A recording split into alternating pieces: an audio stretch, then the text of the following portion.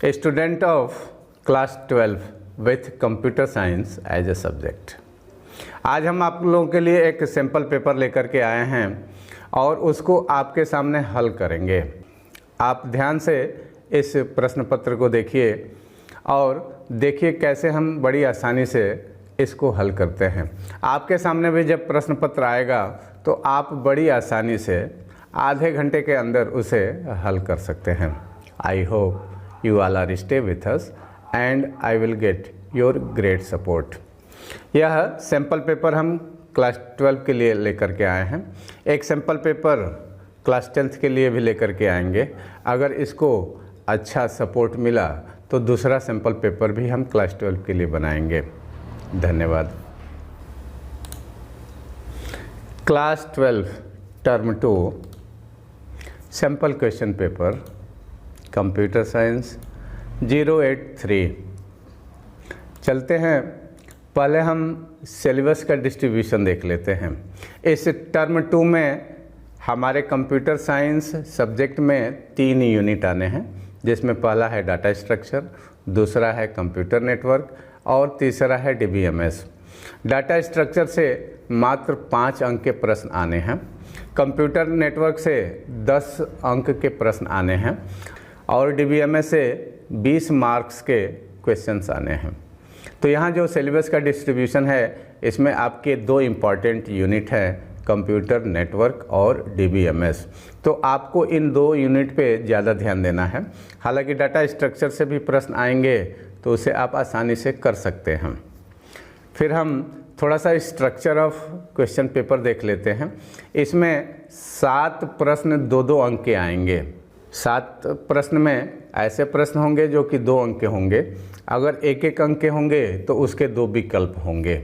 उसके बाद से 8, 9 और 10 प्रश्न 3-3 अंक के होंगे और 11, 12 और 13 यह 4-4 अंक के होंगे। कुल आपके 13 प्रश्न आने वाले हैं आपके क्वेश्चन पेपर में। चलिए आगे बढ़ते हैं और पहला प्रश्न देखते हैं। पहला प्रश्न स्टैक से है, जहां पर पूछा गया है differentiate between push and pop in stack. Sample question paper जो बोर्ड द्वारा आया है उसमें पूछा गया है कि स्टैक की प्रॉपर्टी बताइए। तो स्टैक की प्रॉपर्टी होती है कि लिफो फैशन पे काम करता है। स्टैक में एक ही एंड से एलिमेंट का एडिशन होता है और उसी एंड से एलिमेंट का रिमूवल भी होता है। और तीसरी प्रॉपर्टी होती है कि स्टैक एंडलेस होता है। हालांकि कंप्यूटर की मेमोरी लिमिटेड होती है और स्टैक के इस प्रॉपर्टी को हम किसी भी प्रोग्रामिंग लैंग्वेज द्वारा उसे इम्प्लीमेंट नहीं कर सकते।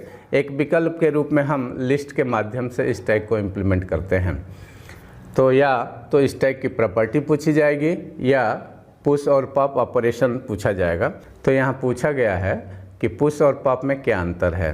पुश ऑपरेशन के माध्यम से स्टैक के टॉप पोजीशन पर हम एलिमेंट को ऐड करते हैं और पॉप ऑपरेशन के माध्यम से टॉप मोस्ट एलिमेंट को हम स्टैक से रिमूव करते हैं।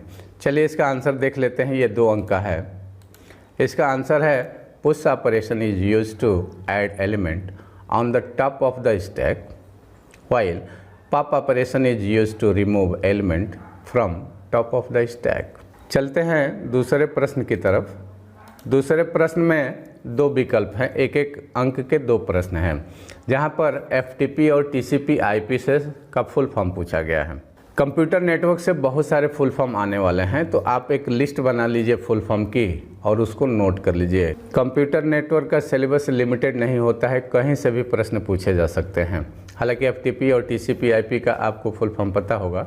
FTP का फुल फॉर्म होता है फाइल ट्रांसफ़र प्रोटोकॉल और TCP/IP का फुल फॉर्म होता है transmission control protocol and internet protocol. TCP/IP यह ऐसे प्रोटोकॉल होते हैं जो साथ मिल करके काम करते हैं और जब भी इसका फुल फॉर्म पूछा जाता है तो एक साथ ही पूछा जाता है। तो यह इसका आंसर है। FTP का full form file transfer protocol और TCP/IP का transmission control protocol and internet protocol. चलते हैं दूसरे क्वेश्चन के दूसरे पार्ट की तरफ। दूसरा पार्ट है what is the approximate bandwidth of A typical voice signal. यह प्रश्न हमने जानबूझ करके लिया है यह प्रश्न हम आपको यह बताने के लिए लिए हैं कि कंप्यूटर नेटवर्क से कहीं से भी प्रश्न आ सकता है, इसका सिलेबस लिमिटेड नहीं है। इस यूनिट से आपके कॉन्सेप्ट को टच करते हुए प्रश्न भी आ सकते हैं। यहाँ वॉइस सिग्नल का अप्रॉक्सीमेट बैंडविड्थ पूछा गया है, तो इसका आंसर देख लेते हैं। The approximate bandwidth of A typical voice signal is 300 to 3400 hertz. हम टिपिकल बैंडविड्थ वॉइस सिग्नल का 3 किलो हर्ट्ज भी कह सकते हैं। तो एक वॉइस सिग्नल जो सर्किट स्विचिंग के माध्यम से यानी कि टेलीफोन नेटवर्क के माध्यम से एक एंड से दूसरे एंड तक जाती है, उसका अप्रॉक्सीमेट बैंडविड्थ 3 किलो हर्ट्ज भी होता है। चलते हैं तीसरे प्रश्न को देखते हैं। तीसरा प्रश्न, which SQL logical operator allows the existence of multiple condition in a sequel statements where clause. यह प्रश्न देख करके आप घबरा जाएंगे। हालांकि यह पूछ रहा है कि विच एसक्यूएल लॉजिकल ऑपरेटर, तो किसी भी लैंग्वेज के 3 लॉजिकल ऑपरेटर्स होते हैं, एंड, आर और नॉट। पाइथन में भी 3 लॉजिकल ऑपरेटर थे, एंड, आर और नॉट।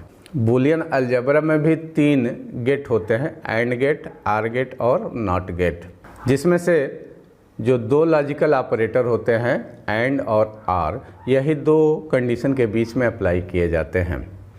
अगर आपके पास मल्टीपल कंडीशन है तो उसको ज्वाइन करने के लिए एंड और आर लॉजिकल ऑपरेटर का ही प्रयोग करते हैं, जबकि नॉट यूनरी ऑपरेटर है, वह एक ही कंडीशन पर अप्लाई होता है। तो यह कह रहा है कि मल्टीपल कंडीशंस, हमारे सामने कई कंडीशन है तो उसको किन लॉजिकल ऑपरेटर से ज्वाइन करते हैं। हालांकि सीक्वल में और भी लॉजिकल ऑपरेटर बढ़ जाते हैं, लेकिन यहाँ जो मल्टीपल कंडीशन आ रही है, यहाँ पर एंड का प्रयोग करना है हमें और आर का प्रयोग करना है। इस प्रश्न का एक दूसरा पार्ट है, which logical operator is used to compare a value to any applicable value in the list as per the condition. यहाँ इस स्टेटमेंट को हमें ध्यान से देखना है। यह कह रहा है कि वह कौन सा लॉजिकल ऑपरेटर है जो कि वैल्यू को कंपेयर करता है in the list as per the condition. यहाँ देखिए कहा है कि इन द लिस्ट। अभी हमने कहा कि सीक्वल में और भी लॉजिकल ऑपरेटर बढ़ जाते हैं और यहाँ एक लिस्ट दिया गया है, उस लिस्ट में से मैचिंग करने वाले वैल्यू को कंपेयर करें। तो यहाँ स्पष्ट कह रहा है कि इन द लिस्ट, तो यहाँ पर इन लॉजिकल ऑपरेटर का यूज होगा। पहला जो स्टेटमेंट है जहाँ पर मल्टीपल कंडीशन को ज्वाइन करना है तो वहाँ एंड और आर लॉजिकल ऑपरेटर का यूज करेंगे, और यहाँ एक लिस्ट दी गई है और उस लिस्ट में से मैचिंग वैल्यू को कंपेयर करना है, तो इन द लिस्ट कहा है, इसलिए यहाँ पर इन लॉजिकल ऑपरेटर का प्रयोग होगा।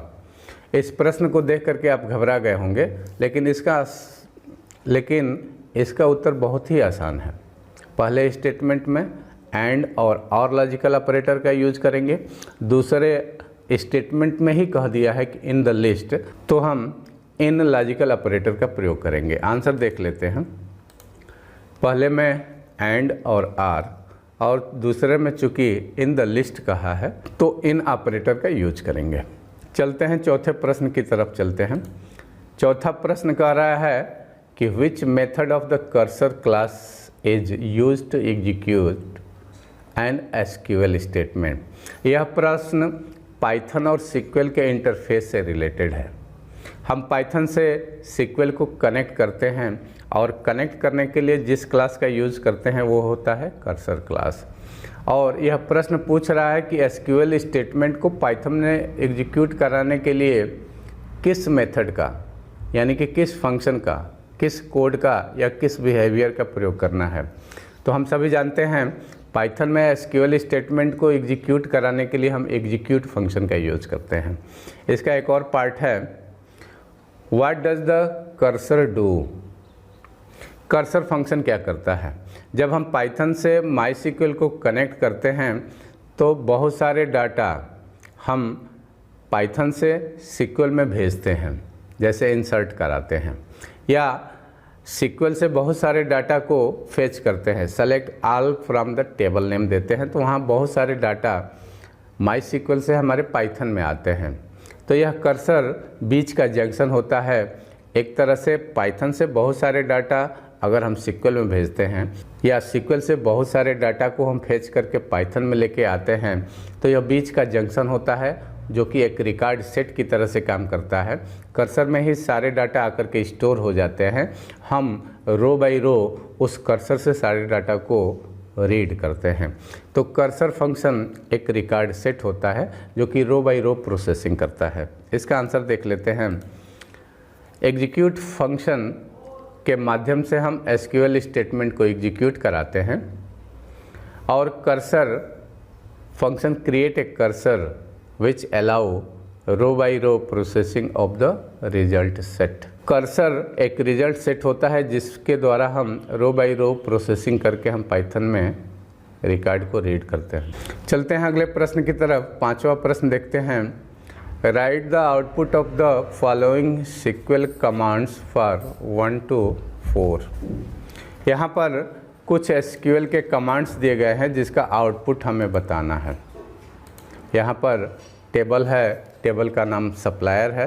सप्लायर टेबल में कुल 6 फील्ड्स हैं और यहाँ पर कुल 4 क्वेरी दी गई है और उन क्वेरी का हमें आउटपुट देना है। पहला क्वेरी कह रहा है कि सेलेक्ट एवरेज प्राइस, यानी कि प्राइस फील्ड का हमें एवरेज निकालना है फ्रॉम सप्लायर टेबल, और कंडीशन है where price is less than 30। यहाँ कंडीशन है कि प्राइस की वैल्यू 30 से कम होनी चाहिए। तो इस टेबल को ध्यान से देखेंगे तो पहला रिकॉर्ड, दूसरा रिकॉर्ड और चौथा रिकॉर्ड, इनमें प्राइस की वैल्यू 30 से कम है। तो इन तीनों को जोड़ देंगे और 3 से भाग दे देंगे तो एवरेज वैल्यू निकल आएगी।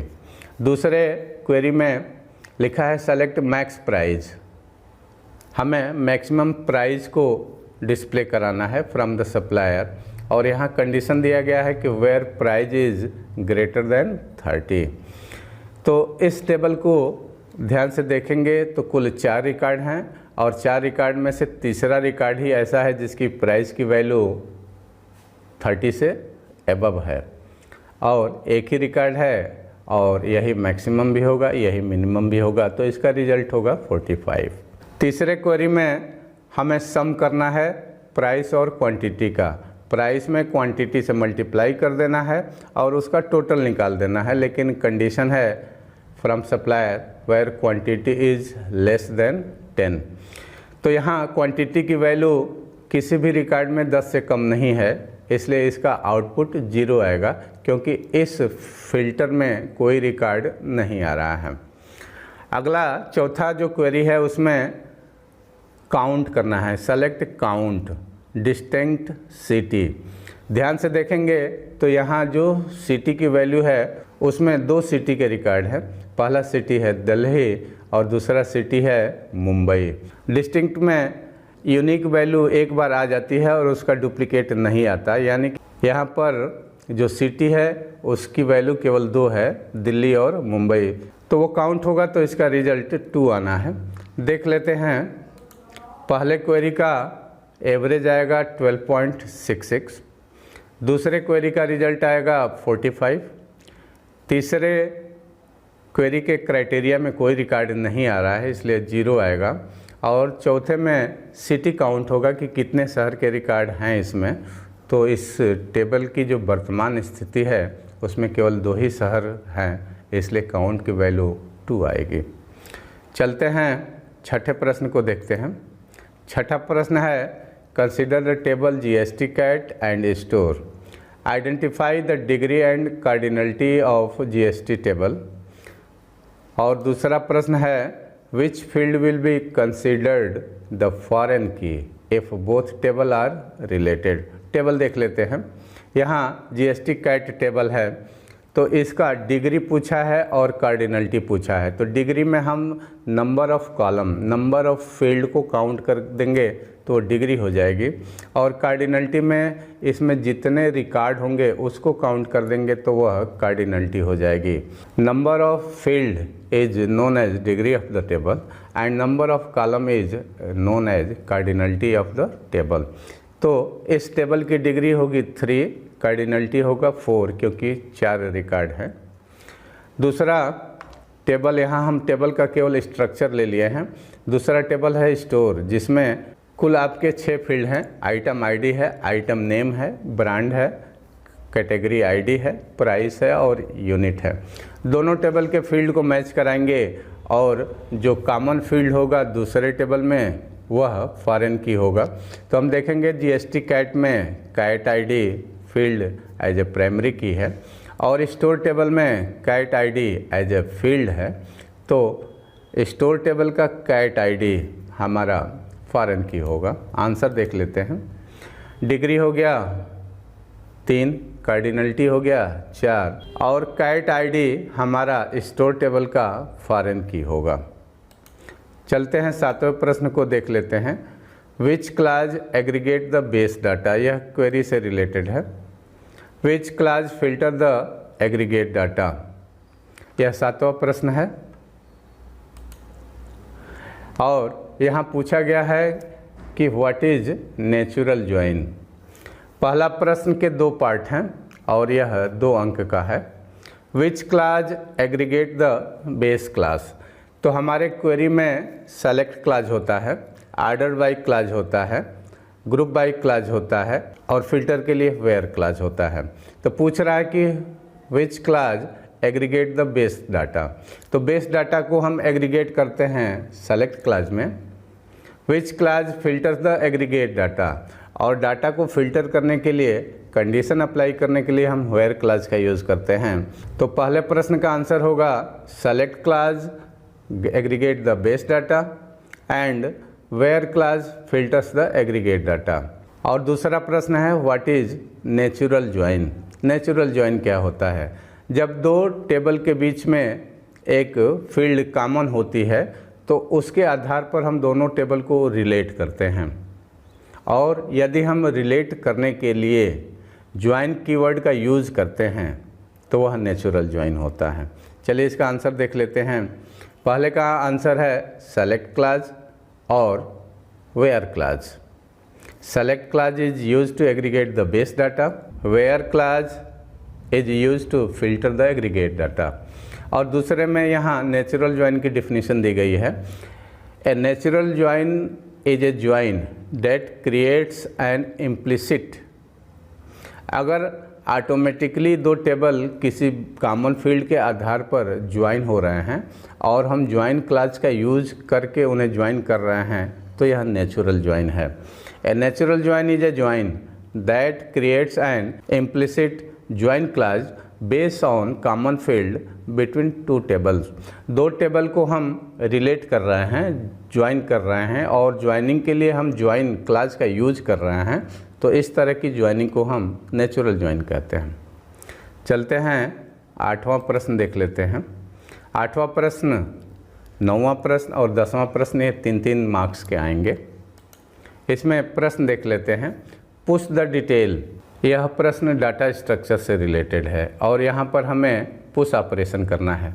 Push the detail student number and name, हमें स्टैक में स्टूडेंट का नंबर ऐड करना है और नाम ऐड करना है।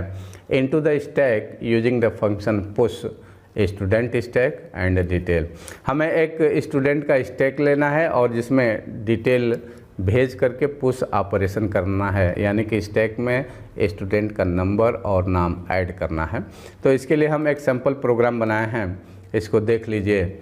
यह एक सैम्पल प्रोग्राम है जिसके द्वारा हम पुश ऑपरेशन परफॉर्म करते हैं, तो आप इसको नोट कर लीजिए और इसी के आधार पर अगर कोई भी पुश ऑपरेशन आता है तो आसानी से इसमें थोड़े चेंजेस करके आप अप्लाई कर सकते हैं।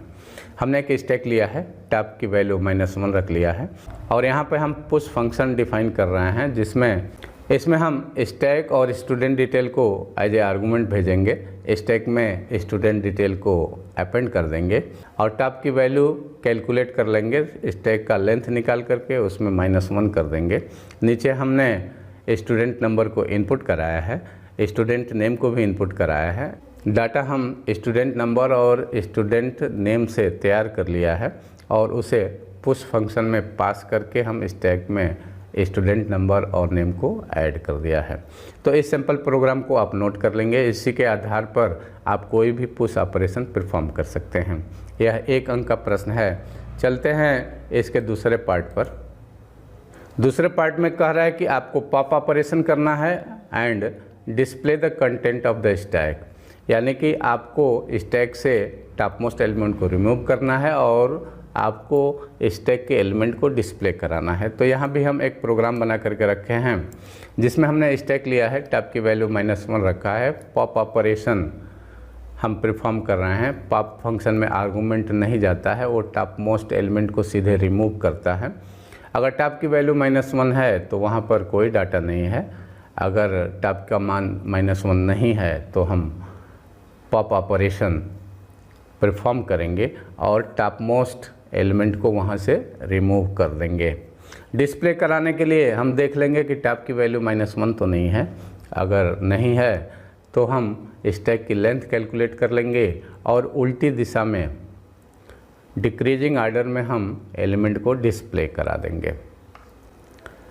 इस प्रोग्राम को भी आप नोट कर लीजिए क्योंकि इसमें 2 फंक्शन हैं, आपके पॉप ऑपरेशन है और डिस्प्ले ऑपरेशन है।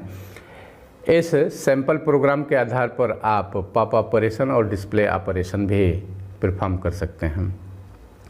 चलते हैं 9वें प्रश्न को देखते हैं। Write the SQL statement to add a field email of type varchar 100 to the table student with field SRN, SNAME, date of birth and address.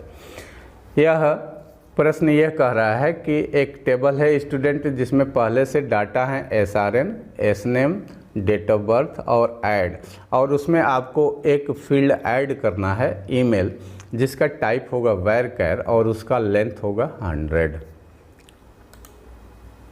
इसमें दूसरा एक पार्ट है जो कह रहा है कि which of the following is not a DML command. यहाँ पर कुछ कमांड दिए गए हैं। SQL के स्टेटमेंट 2 प्रकार के होते हैं। पहला होता है DDL जिसका फुल फॉर्म होता है डाटा डेफिनेशन लैंग्वेज, और दूसरा होता है DML डाटा मैनिपुलेशन लैंग्वेज।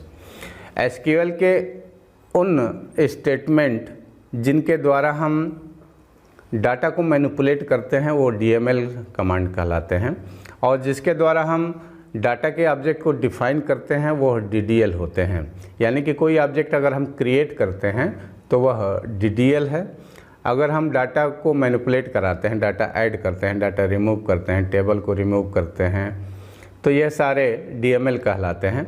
तो यहाँ पूछ रहा है कि यहाँ जो 4 आपके दिए गए हैं, delete from, drop table, create table, insert into, इसमें से DML कौन नहीं है।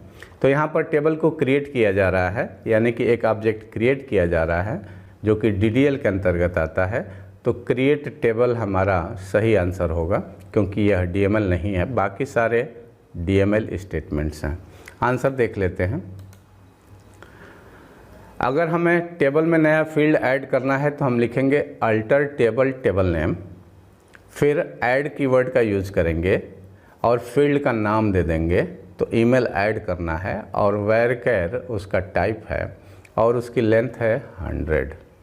तो पहले विकल्प का आंसर होगा alter table student add email varchar 100, और दूसरे विकल्प का आंसर होगा क्रिएट टेबल। क्रिएट टेबल ही एक ऐसा स्टेटमेंट है जो कि DML नहीं है, यह DDL के अंतर्गत आता है। तो सही आंसर होगा क्रिएट टेबल।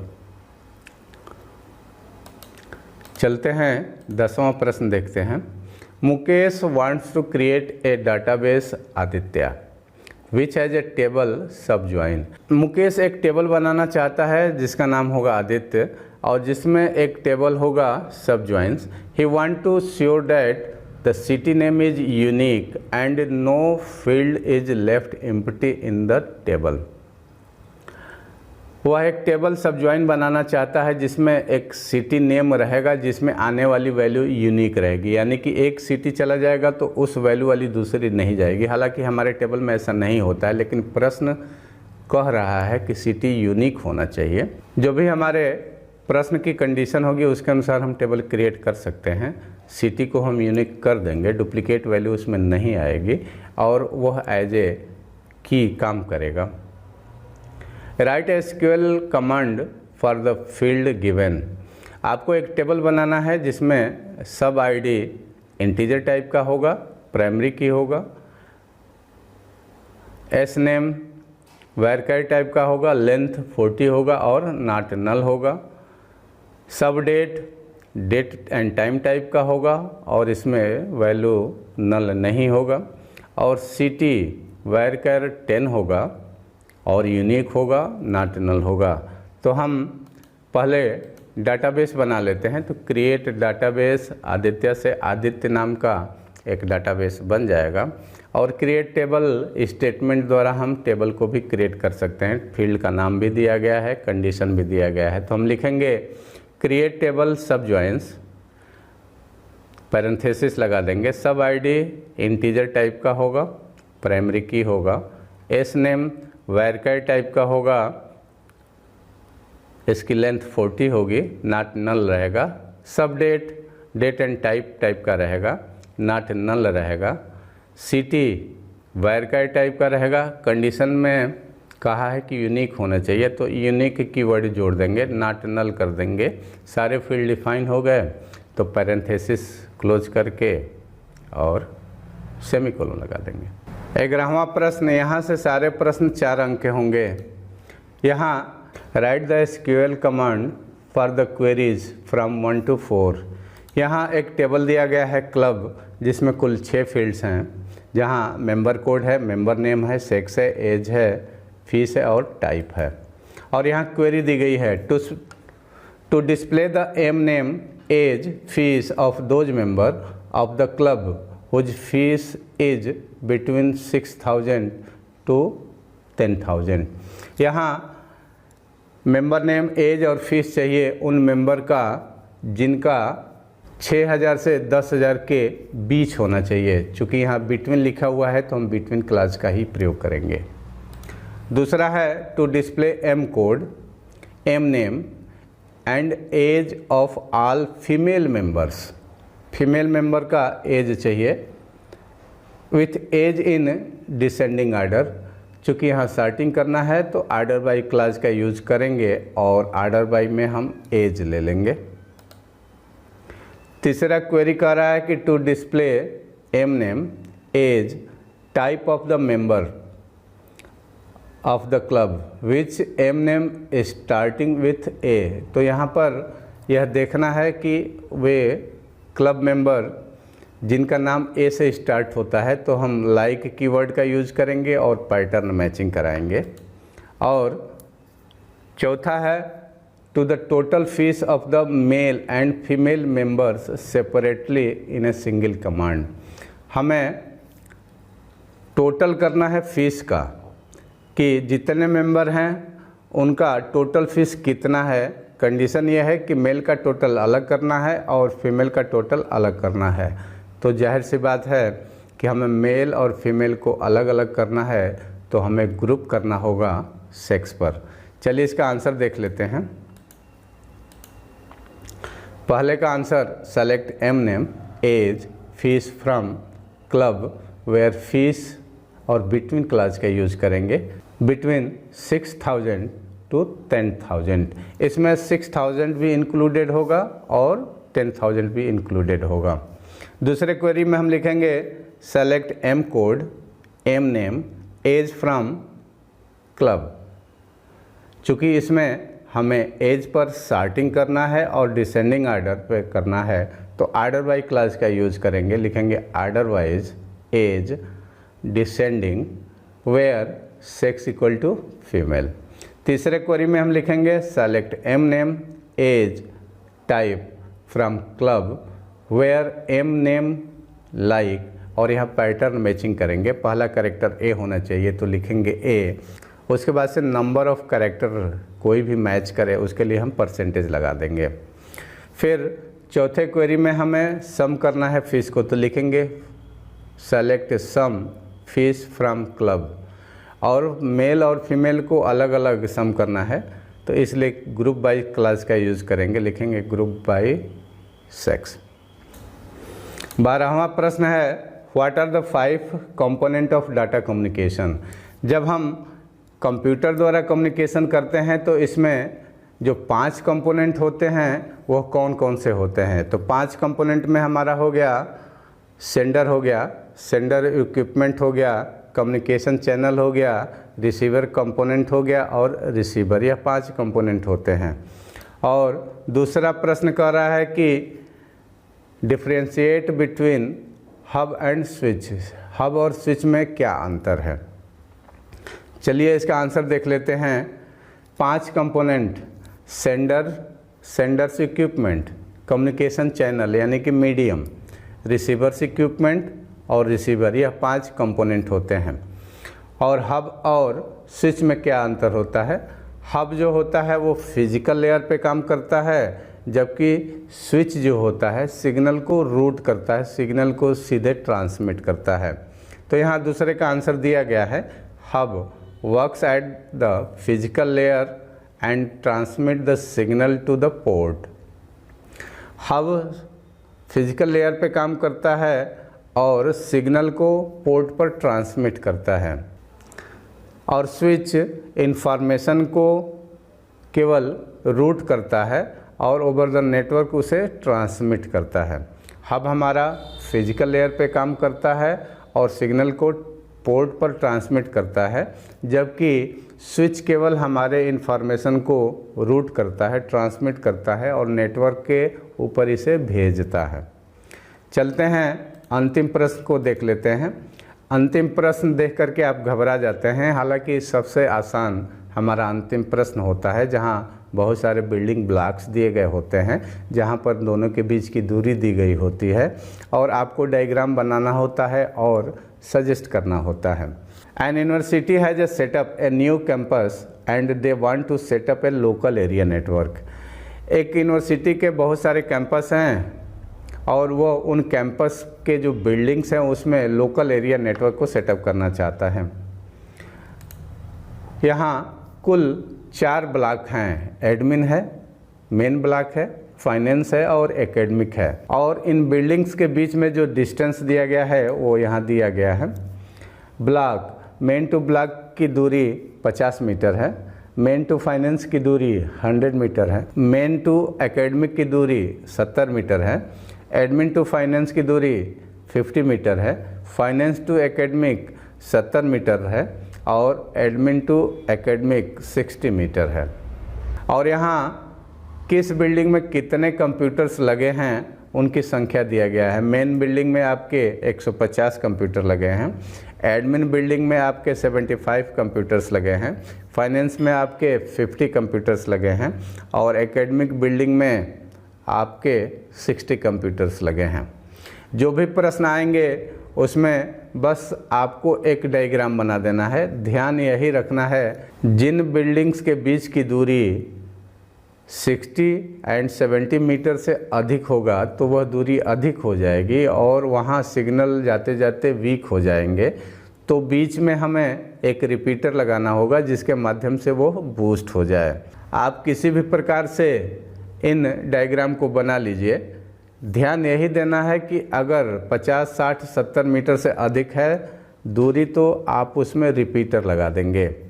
उसके बाद से जहाँ बहुत अधिक कंप्यूटर हैं तो वहाँ आपको हब या स्विच लगाना होगा जिसके द्वारा सारे कंप्यूटरों को इंटरनेट दिया जा सके। चलते हैं, पहला प्रश्न देखते हैं। Suggest the cable layout for the connection between the various buildings. आपको केबल सजेस्ट करना है कि इन बिल्डिंग्स के बीच में किस प्रकार से हम वायरिंग करेंगे। दूसरा है suggest the most suitable building to the house of the server of the network. आपको उस बिल्डिंग का नाम बताना है जहां पर आप सर्वर प्लेस करेंगे, जहां से सबकी दूरी बराबर रहे। तीसरा प्रश्न है suggest the placement of the following devices with justification. Switch और हब। जिस बिल्डिंग में अधिक कंप्यूटर होंगे वहाँ पर आपको हब या स्विच सजेस्ट करना है। जहाँ अधिक संख्या में आपके कंप्यूटर होंगे वहाँ पर आप हब लगाएंगे और किन बिल्डिंग के बीच में आपको रिपीटर लगाना है। तो हमने बताया जहाँ 60 से 70 मीटर से अधिक दूरी होती है वहाँ पर हम रिपीटर लगाएंगे। चौथा है suggest the technology out of the following setting up very fast internet connectivity among the building of the university. जो यूनिवर्सिटी के बिल्डिंग्स हैं उसमें तेज़ी से इंटरनेट एक्सेस हो उसके लिए केबल लेआउट आपको बताना है। ऑप्टिकल फाइबर रहेगा कि कोएक्सियल केबल रहेगा कि ईथरनेट केबल रहेगा। सर्विस प्रोवाइडर से मोबाइल टावर के बीच की दूरी काफ़ी अधिक होती है, वहाँ पर इंटरनेट कनेक्टिविटी बहुत अच्छा हो उसके लिए हम ऑप्टिकल फाइबर का यूज़ करते हैं। यह काफ़ी कॉस्टली होता है तो हम यूनिवर्सिटी के बिल्डिंग में ऑप्टिकल फाइबर का यूज़ नहीं करते हैं, यह लॉन्ग डिस्टेंस के लिए होता है। कोएक्सियल केबल का प्रयोग हम इंटरनेट कनेक्टिविटी के लिए नहीं करते हैं, तो दूसरा विकल्प भी हमारा लेआउट नहीं होगा। फास्ट इंटरनेट कनेक्टिविटी के लिए जिसकी दूरी 100 मीटर या 150 मीटर है या 200 मीटर है तो वहाँ पर हम ईथरनेट केबल का यूज़ करते हैं। चलते हैं इसका रिज़ल्ट देख लेते हैं। पहले में हम मेन से एडमिन को जोड़ लेंगे, मेन से फाइनेंस को जोड़ लेंगे और यह दूरी 60-70 मीटर से अधिक है तो रिपीटर लगा देंगे और फाइनेंस से हम एकेडमिक को जोड़ लेते हैं। आप किसी भी तरीके से इस लेआउट को बना लीजिए। दूसरे विकल्प में सर्वर का प्लेस पूछ रहा है तो हम मेन बिल्डिंग में ही सर्वर लगा देंगे, वहाँ पर 150 कंप्यूटर लगे हैं। तीसरे विकल्प में जितने भी हमारे बिल्डिंग है वहाँ पर अधिक संख्या में आपके कंप्यूटर हैं, एक से अधिक कंप्यूटर लगे हैं, इसलिए जितने भी बिल्डिंग हैं वहाँ हम हब प्लेस कर देंगे। और चौथे ऑप्शन में हम ईथरनेट केबल का प्रयोग करेंगे क्योंकि ईथरनेट केबल से ही हमें फास्ट इंटरनेट कनेक्टिविटी मिलेगी जहाँ पर डिस्टेंस 200 मीटर से कम है। आज के लिए बस इतना ही, धन्यवाद। आपको यह सैम्पल पेपर कैसा लगा आप सभी बताएं, तो इसके बाद हम अगला सैम्पल पेपर आपके लिए लेकर के आएंगे। आज के लिए बस इतना ही, धन्यवाद।